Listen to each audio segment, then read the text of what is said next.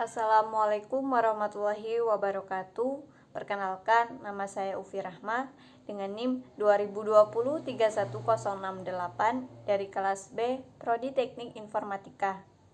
Pada video kali ini saya akan membahas resume atau rangkuman bab 3 dan bab 4 pada mata kuliah Komunikasi Data dengan dosen pengampu yakni Pak Max Teja Aji Cipta Widianto, Sarjana Komputer, Magister Komputer. Pertama-tama kita akan membahas resume bab 3 yakni dengan judul model protokol OSI 7 layer dan TCP atau IP. Open System Interconnection atau OSI adalah model referensi yang diciptakan dari sebuah kerangka yang bersifat konseptual atau susunan atau juga kerangka jaringan yang diimplementasikan melalui protokol jaringan dalam 7 lapisan berbeda. 7 lapisan tersebut yakni yang pertama physical layer merupakan lapisan ke-1 dari OSI yang fungsinya adalah untuk mendefinisikan media transmisi jaringan, sinkronisasi bit, metode pensinyalan, serta membangun arsitektur jaringan seperti pengkabelan dan topologi jaringan.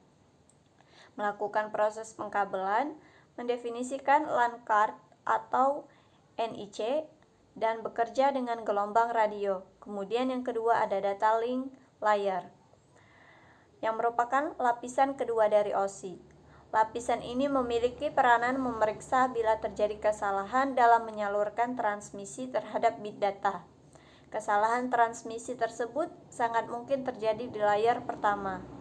Kemudian yang ketiga ada network layer, yang merupakan lapisan ketiga dari OSI. Network layer ini tugasnya yaitu membuat header untuk paket yang berisi informasi IP atau Internet Protocol, baik IP pengirim ataupun IP tujuan data.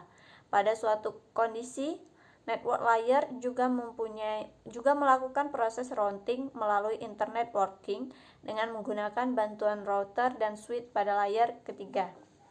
Kemudian yang keempat, transport layer, yang merupakan lapisan keempat dari OSI. Layer ini mempunyai fungsi untuk memecah data menjadi paket-paket data serta memberikan nomor urut untuk setiap paketnya, sehingga nantinya dapat disusun kembali saat sampai pada tujuan. Pada layer ini juga menentukan protokol yang akan digunakan untuk mentransmisikan data seperti protokol TCP. Kemudian yang kelima ada session layer, yang merupakan lapisan kelima dari OSI. Layer ini menyediakan layanan kedua layer di atasnya. Selain itu juga bertugas untuk melakukan koordinasi komunikasi antar layer yang diwakilinya. Layer ini juga bertanggung jawab dalam mengendalikan sesi koneksi dialog, mengelola, menetapkan, dan juga memutuskan koneksi antar komputer. Kemudian yang keenam ada presentation layer, yang merupakan lapisan keenam dari OSI, yang memiliki fungsi untuk mentranslasikan format data yang akan ditransmisikan oleh aplikasi melalui jaringan ke dalam format yang dapat ditransmisikan oleh sebuah jaringan. Pada layer ini, data juga akan terenkripsi dan dekripsi melalui sistem. Layer tersebut dinamakan presentation layer, yang mana berperan dalam identifikasi terhadap sintaks yang dipakai suatu host jaringan untuk berkomunikasi. Kemudian yang ketujuh atau yang terakhir yaitu application layer, yang merupakan lapisan ketujuh dari OSI. Lapisan ini yang tidak lain merupakan lapisan paling atas. Lapisan ini bertanggung jawab dalam hal penyediaan sebuah interface antar protokol dengan aplikasi komputer. Aplikasi layer sebagai pelepas data dalam sebuah jaringan dan juga penampil data dalam sebuah jaringan. Kemudian kita masuk ke TCP atau IP. Transmission Control Protocol atau Internet Protocol adalah standar komunikasi data yang digunakan oleh komunitas internet dalam proses tukar-menukar dari data satu komputer ke komputer lain di dalam jaringan internet. Protokol ini tidak dapat berdiri sendiri dikarenakan memang protokol ini merupakan kumpulan protokol atau protokol suite. Yang protokol ini juga merupakan protokol yang paling banyak digunakan saat ini. Kemudian data tersebut diimplementasikan dalam bentuk perangkat lunak atau software di dalam sistem operasi. Istilah perangkat lunak ini disebut TCP atau IP stack. TCP atau IP adalah standar jaringan terbuka yang bersifat independen terhadap mekanisme transport jaringan fisik yang digunakan, sehingga dapat digunakan di mana saja. Kemudian protokol ini juga bersifat routable, yang berarti protokol ini cocok untuk menghubungkan sistem-sistem seperti Microsoft Windows dan keluarga Unix untuk membentuk jaringan yang heterogen. Kemudian IP protokol. IP protokol adalah protokol standar yang digunakan untuk mengkomunikasikan data melalui berbagai jenis perangkat dan layar. Pengiriman data dilakukan dengan sistem per paket dan atau per connection. Sistem ini juga menjamin keutuhan data dan mencegah terjadinya kekurangan ataupun duplikasi data. Kemudian ada beragam protokol yang biasa digunakan, yang umum yaitu seperti TCP, UDP, dan juga ICMP. Kemudian kita masuk pada model TCP atau IP yang memiliki 4 layer. Layer 4 yaitu application layer. Layer ini berfungsi untuk menyediakan akses aplikasi terhadap jaringan TCP atau IP. Layer ini menangani high level protokol, representasi data, proses encoding, dan juga dialog kontrol yang memungkinkan terjadinya komunikasi antar aplikasi jaringan. Kemudian, protokol lapisan aplikasi juga bertanggung jawab untuk menyediakan akses aplikasi terhadap layanan jaringan TCP atau IP yang mencakup Dynamic Host Configuration Protocol atau DHCP, Domain Name System atau DNS, Hypertext Transfer Protocol atau HTTP, File Transfer Protocol atau FTP, Telnet, Simple Mail Transfer Protocol atau SMTP, Simple Network Management Protocol atau SNMP. Dalam beberapa implementasi stack protokol, seperti halnya Microsoft TCP atau IP, protokol tersebut akan berinteraksi dengan menggunakan antarmuka Windows, soket WinSock atau NetBIOS over TCP atau IP, atau biasa disingkat dengan NetBT. Kita masuk yang pertama yaitu DNS atau Domain Name System. Adalah suatu protokol standar dalam komputer yang digunakan untuk pertukaran data antar komputer dalam jaringan internet. Fungsi dasarnya yaitu untuk mengubah nama domain menjadi IP address. Contohnya mengubah www.dosen.sttpln.ac.id menjadi alamat IP address berupa angka biner yakni 196.56.251.42. Kemudian yang kedua ada HTTP atau Hypertext Transfer Protocol. Adalah suatu kumpulan teks dan aturan yang digunakan untuk mentransfer berbagai macam tipe file seperti gambar, teks, suara, video, dan lain-lain ke dalam suatu internet. Kemudian yang ketiga ada FTP atau File Transfer Protocol. Adalah protokol standar internet untuk mentransmitkan file ke komputer-komputer di internet melalui koneksi TCP atau IP.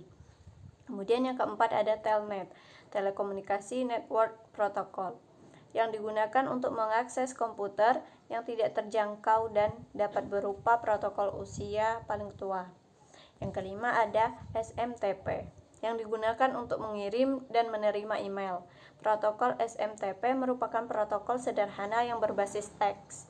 Protokol ini seringkali bekerja dengan dua protokol lain yaitu POP3 ataupun IMAP. Kemudian yang keenam ada RIP atau Routing Information Protocol. Adalah protokol yang digunakan pada router internet dan dapat juga digunakan untuk membuat koneksi menggunakan internet protokol untuk membagi informasi tentang bagaimana cara melakukan routing pada jaringan internet. Kemudian yang ketujuh ada NFS atau Network File System, yang merupakan suatu aplikasi klien atau server yang membolehkan user untuk melihat maupun menyimpan file atau update dari file pada komputer yang tidak sedang dipakai oleh user tersebut. Kemudian ini merupakan tahapan enkapsulasi dan denkapsulasi TCP atau IP. Kemudian layer yang ketiga yaitu host-to-host layer atau transport layer. Layer ini berfungsi untuk membuat komunikasi antar host. Layer ini juga menyediakan layanan pengiriman dari sumber data menuju ke tujuan data dengan cara membuat koneksi logikal. Pada layer ini juga terjadi penanganan masalah reliabilitas, flow control, dan error correction. Pada layer ini terdapat dua pengiriman tipe data, yaitu TCP dan juga UDP.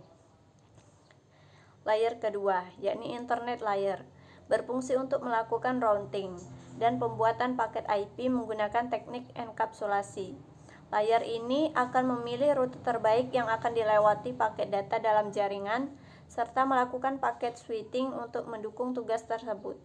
Kemudian layer 1 yaitu Network Interface atau Network Access Layer atau Host to Network, yang berfungsi meletakkan frame-frame data yang akan dikirim ke media jaringan menjadi perantara dengan LAN card, mengubah unit data menjadi frame dan mengkonversi frame tersebut menjadi arus elektrik untuk kemudian dikirimkan melalui medium transmisi, mendefinisikan MAC address dan melakukan error checking pada frame yang diterima. Kemudian fungsi protokol. Secara umum, fungsi protokol adalah menghubungkan pengirim dan penerima dalam berkomunikasi serta dalam bertukar informasi agar dapat berjalan dengan baik dan juga akurat. Step yang pertama yaitu fragmentasi dan reassembly. Fragmentasi adalah membagi informasi yang dikirim menjadi beberapa paket data. Proses ini terjadi di sisi pengirim informasi. Reassembly adalah proses menggabungkan lagi paket-paket tersebut menjadi satu paket lengkap. Proses ini terjadi di sisi penerima informasi. Kemudian yang kedua ada encapsulation. Fungsinya yaitu untuk melengkapi informasi yang akan dikirimkan dengan address, kode-kode koreksi, dan lain-lain. Selanjutnya paket data ini dinamakan frame. Ada 3 kategori kontrol dalam enkapsulasi data. Yang pertama alamat, yakni berisi pengirim dan atau penerima. Kemudian yang kedua ada kode pendeteksian kesalahan, misalnya memeriksa urutan frame. Yang ketiga ada kontrol protokol, yakni informasi tambahan untuk menerapkan fungsi-fungsi protokol. Kemudian yang ketiga ada connection control. Fungsinya yaitu untuk membangun hubungan komunikasi dari transmitter ke receiver, termasuk dalam pengiriman data dan mengakhiri hubungan. Terjadi 3T saat koneksi terjadi. Yang pertama penetapan koneksi, yang kedua perpindahan data, yang ketiga adalah penghentian koneksi. 4 yaitu flow control. Fungsinya yaitu untuk mengatur perjalanan data dari transmitter ke receiver, harus memiliki fitur stop and wait, artinya masing-masing PDU harus diakui sebelum pengiriman berikutnya. Yang kelima ada error control. Pengiriman data tidak terlepas dari kesalahan, baik dalam proses pengiriman maupun penerimaan. Fungsinya yaitu untuk mengontrol terjadinya kesalahan yang terjadi pada waktu data dikirimkan.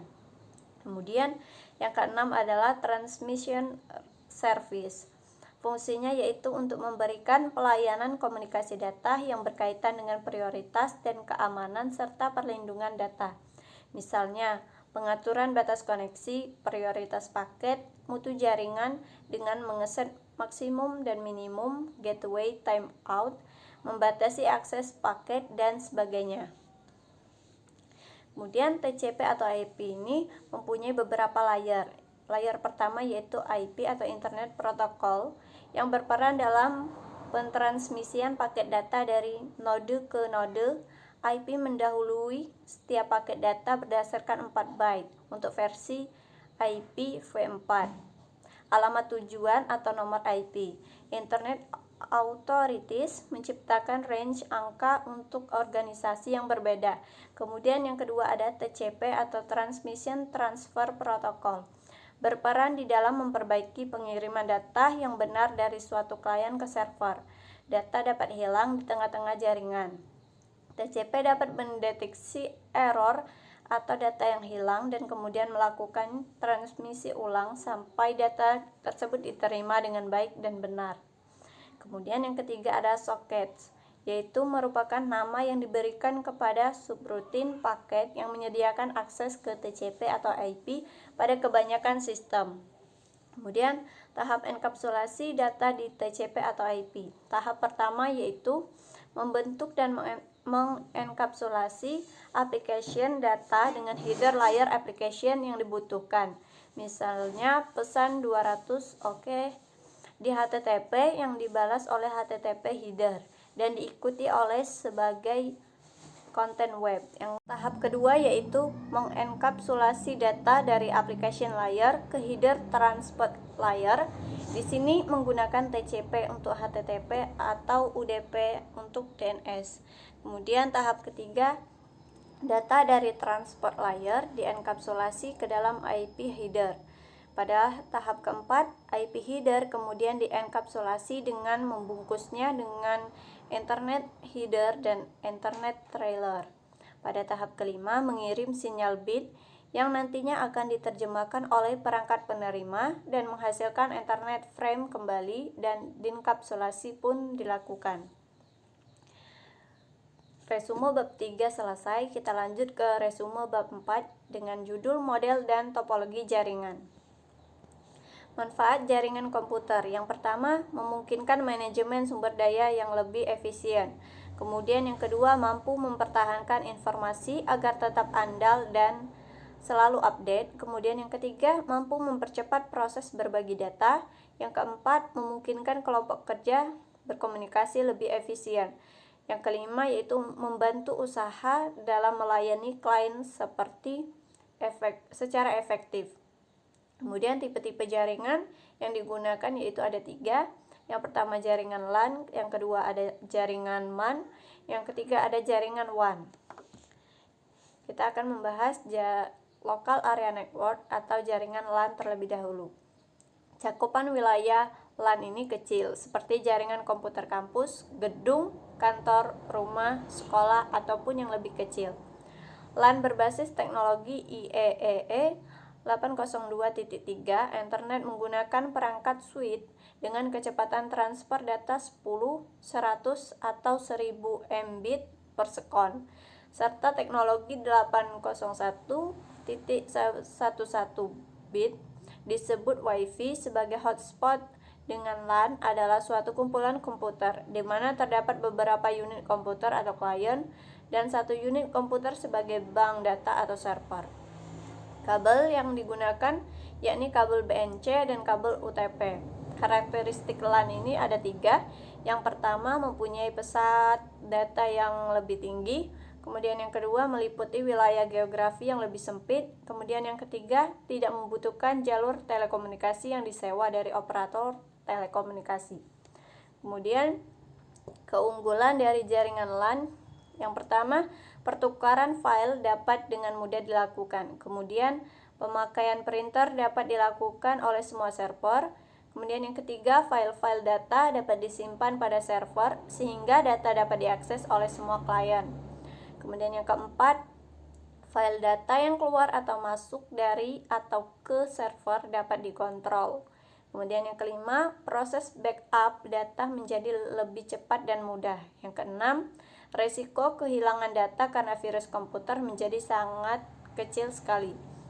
Yang ketujuh, komunikasi antar karyawan dapat dilakukan dengan email dan chat. Kemudian kita masuk ke jaringan MAN atau Metropolitan Area Network. Transfer data kecepatan tinggi, jaringan antar kantor-kantor dalam satu kota antar pabrik, kampus, perkantoran, instansi pemerintahan dan kantor pusat yang berada dalam jangkauannya. Jaringan MAN ini merupakan gabungan dari beberapa LAN dan WAN. Jangkauan MAN 10 hingga 50 km dengan koneksikan ke backbone yang dipunyai perusahaan telekomunikasi. Teknologi MAN mendukung data dan suara dan dapat dihubungkan atau berhubungan dengan jaringan televisi kabel. Standar yang digunakan adalah DQDB atau Distributed Queue Dual Bus atau IEEE 801.6, dan DQDB ini terdiri atas 2 buah kabel unidireksional. Kemudian kita beralih pada jaringan yang ketiga yaitu jaringan WAN atau Wide Area Network. Lingkupnya mencapai antar provinsi, antar negara. Biasanya, jaringan ini menggunakan sarana satelit atau kabel bawah laut. Misalnya, penggunaan jaringan WAN pada jaringan bank ABN UMRO di mana di Indonesia bisa berhubungan dengan kantor pusatnya di Belanda. Kemudian jaringan komputer yang membutuhkan router dan saluran komunikasi publik. Satuan terdiri dari 2 atau lebih local area network atau LAN. Komunikasi dan transformasi data dilakukan menggunakan komputer yang disebut sebagai host. Kemudian topologi jaringan komputer. Yang pertama ada topologi bus.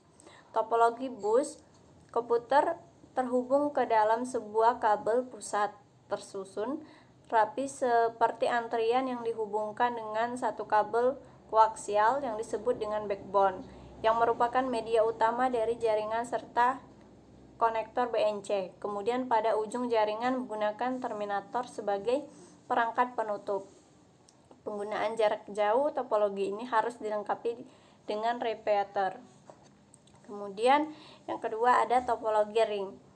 Pada data akan mengalir satu arah. Jika terjadi kerusakan pada satu terminal, maka seluruh jaringan tersebut akan terganggu.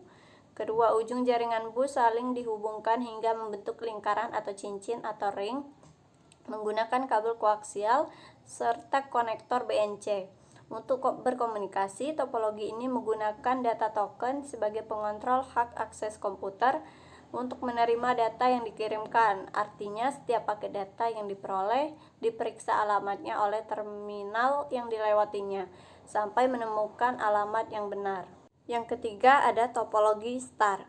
Perangkat hub atau switch bertugas untuk mengontrol data dan menjadi pusat dari jaringan ini. Jadi apabila ada pengiriman data dari komputer 1 menuju ke komputer 2, maka hub atau switch yang menentukan IP komputer mana yang akan dituju tanpa melewati komputer yang lainnya. Model topologi ini membentuk bintang dengan menghubungkan antar komputer menggunakan perangkat hub atau switch, dan kabel yang digunakan itu adalah kabel UTP dilengkapi konektor RJ45. Kemudian yang keempat ada topologi mesh. Untuk mengembangkan komputer satu dengan lainnya menggunakan kabel tunggal. Jadi, dalam proses pengiriman data dari komputer satu ke komputer lainnya akan dapat berlangsung mencapai komputer yang dituju tanpa melewati komputer lain ataupun melewati switch atau hubung. Yang kelima ada topologi tree. Model topologi jaringan tree atau topologi pohon adalah gabungan beberapa topologi star yang dihubungkan dengan topologi bus. Jadi, setiap topologi star akan terhubung ke topologi star lainnya dengan menggunakan topologi bus. Kemudian yang keenam ada topologi linier. Topologi linier ini disebut sebagai topologi bus yang beruntut. Kabel utama terhubung dengan setiap komputer yang penyambung dengan penyambung T, dan pada ujungnya dipasang terminator. Yang ketujuh ada topologi hybrid.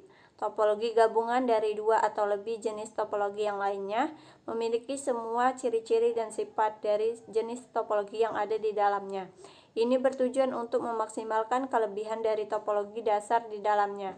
Ketika sudah terhubung dengan jenis berbeda, maka tidak ada karakter yang ditampilkan dari keduanya. Kemudian yang kedelapan ada topologi peer-to-peer. Hanya terdapat 2 komputer yang saling terhubung dengan satu kabel saja. Tujuan dari topologi ini adalah supaya masing-masing komputer bisa saling terhubung satu sama lain tanpa harus melalui server lain, sehingga masing-masing komputer tersebut bisa menjadi server sendiri. Kemudian jaringan tanpa kabel atau wireless.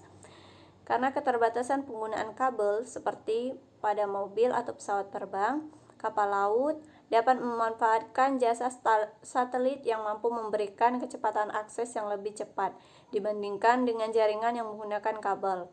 Dengan wireless LAN, seorang pemakai yang mobile dapat terkoneksi ke LAN lewat koneksi tanpa kabel atau radio. Standar IEEE 802.11 digunakan oleh para vendor untuk mengembangkan device untuk mendukung wireless LAN ini. Kemudian kedua metode modulasi tersebut yaitu DSSS dan juga FHSS menggunakan teknologi FSK atau Frequency Shift Keying dan memiliki speed 2.4 GHz. Kemudian ada 4 macam tipe jaringan tanpa kabel. Yang pertama itu ada Bluetooth. Spesifikasi industri komputasi dan telekomunikasi untuk telepon bergerak, komputer dan personal digital assistant atau PDA dengan mudah terinterkoneksi satu dengan yang lainnya dan juga dapat terinterkoneksi dengan telepon dan komputer dengan koneksi tanpa kabel. Bluetooth ini membutuhkan chip transceiver pada tiap peralatannya. Transceiver mengirim dan menerima pada band frekuensi 2.45 GHz. Bluetooth ini menyediakan 3 saluran suara dan 1 saluran data. Setiap device memiliki alamat 48 bit sesuai dengan standar IEEE 802. Maksimum jaraknya adalah 10 meter dan memiliki kecepatan pertukaran data 1 Mbps atau bit per second. Kemudian yang kedua ada IRDA atau Infrared Data Association. Standar device untuk berkomunikasi dengan lainnya menggunakan pulsa cahaya infrared. IRDA mampu memberikan kecepatan transmisi data mencapai 4 Mbps dengan maksimum ukuran data 2048 byte. IRDA ada kelemahannya yaitu kurang fleksibel karena dua device yang menggunakan IRDA harus memperhatikan arah pasangannya. Kemudian yang ketiga ada Home RF atau SWAP dan Home RF atau Home Radio Frequency. Jaringan tanpa kabel untuk rumah atau bisnis kecil yang dikembangkan oleh Proxim Inc. yang menggabungkan antara Digital Enhanced Cordless Telecommunication atau DECT, standarisasi telepon portable dengan 802.11b, Home RF menggunakan FHSS atau frekuensi hopping spread spectrum dengan kecepatan mencapai 1,6 Mbps dan menjangkau area 150 Ft. Jadi sangat cocok untuk jaringan dalam suatu rumah. Home RF dirancang untuk dapat berada dalam satu lokasi dengan jaringan wireless lain dan dapat bertahan dengan suatu intervensi, misalnya dari microwave. Kemudian yang keempat ada WCA atau Wi-Fi yang dikembangkan untuk kebutuhan jaringan tanpa kabel dunia usaha yang areanya lebih luas dan membutuhkan bandwidth yang lebih besar daripada Home RF. Wi-Fi menerapkan mekanisme DSSS atau Direct Sequence Spread Spectrum dan dikatakan memenuhi standarisasi IEEE 802.11b. Wi-Fi menyediakan bandwidth mencapai 11 Mbps. Setiap device yang kompatibel dengan standar Wi-Fi yang diberikan suatu logo. Kemudian perangkat keras untuk membangun jaringan komputer sederhana. Yang pertama ada server. Fungsi utama sebagai database informasi yang nantinya akan dikirimkan dan juga disebarkan oleh jaringan. Semua data tersebut akan ditransmisikan melalui jaringan agar nantinya dapat sampai ke komputer klien. Kecanggihan fungsi CPU pada komputer server ini sangat penting dalam menunjang keandalan jaringan. Yang kedua ada hub atau switch atau konsentrator. Adalah alat yang berfungsi untuk menghubungkan beberapa komputer sekaligus. Antar hub juga dapat saling berhubungan dan dengan menggunakan cara crossover cable atau hubungan antar hub disebut juga keying melalui port uplink. Yang ketiga ada bridge. Adalah perangkat yang berfungsi menghubungkan beberapa jaringan terpisah.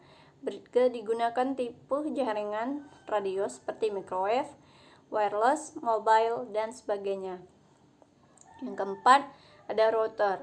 Memiliki fungsi untuk melakukan penghalaan atau menyalurkan koneksi internet melalui protokol TCP atau IP menuju komputer klien. Fungsi lainnya yaitu seperti access point, di mana bisa meneruskan koneksi internet dari broadband atau provider menuju lokasi komputer klien. Yang kelima ada access point, yang hanya digunakan untuk memancarkan sinyal wireless yang diterima dari router ataupun broadband untuk membuat suatu jaringan WLAN atau wireless area network. Kemudian yang keenam ada repeater, merupakan perangkat keras jaringan komputer untuk memperkuat sinyal jika digunakan pada jarak yang jauh. Dengan adanya repeater Ini jaringan yang tidak terjangkau oleh jarak yang cukup jauh dalam suatu LAN dapat dikembangkan dan ditarik agak jauh dan memperoleh sinyal yang cukup. Sekian penjelasan saya mengenai resume bab 3 dan bab 4 pada mata kuliah komunikasi data.